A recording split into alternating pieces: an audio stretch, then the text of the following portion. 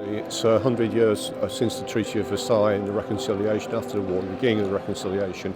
So that was the overarching theme. We were at the centre of the resettlement of Europe in 1919, and at the moment we're taking a step back from Europe. So I think there's great historical significance and resonance in what's happening at the moment. And also we wanted to recognise the role of the Labour Corps, which has often been forgotten. We are representing the Caribbean regiments, and it's important that we are here because our grandparents played such a major role within the First World War, and for the first time 2 years ago this was actually recognised. So we are there to remember them. 140,000 Chinese volunteered to dig trenches and do labour work in the Western Front. We want to show that the Chinese are part of our history here in the UK.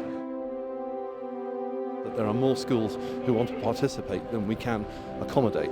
And that I think as adults getting older gives us great confidence that the younger generation is aware of our country and what we stand for and what our armed services do for us. The Battlefield Tours programme was instituted in 2013 to give every state-funded secondary school in the country the opportunity of sending a teacher and a number of students out on a free battlefield tour to the Western Front. It sort of brought all the things that we talked about in school to life, really, because it's totally different from learning it in the classroom when you actually go and see the battlefields. Obviously we wanted to do something that was as amazing as what we'd seen, so with some of our teachers we decided to get together and create a memorial garden. It's vital that young people feel part of these commemorations. It's important that the baton is passed to that new generation and that they're given opportunities to be at events like this today so that they very much feel part of it and take ownership of remembrance going forward.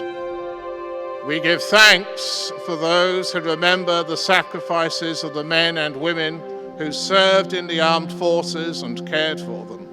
Dedicated organisations such as the Western Front Association. And death shall have no dominion under the windings of the sea. They lying long shall not die windily. Twisting on racks when sinews give way, strapped to a wheel, yet they shall not break.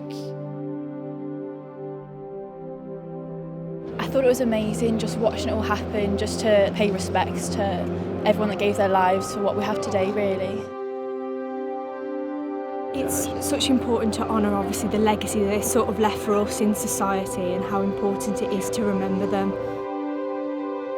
I think being here in person, it really puts it into perspective and really makes you reflect on what actually happened, and it makes it feel very real and very emotional when the ceremony was going on.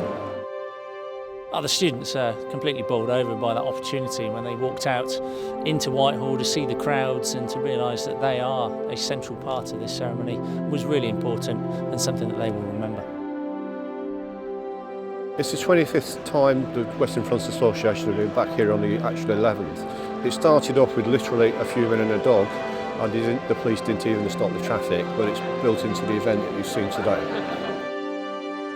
We're very proud that we, particularly with respect to the First World War, we keep the memory going.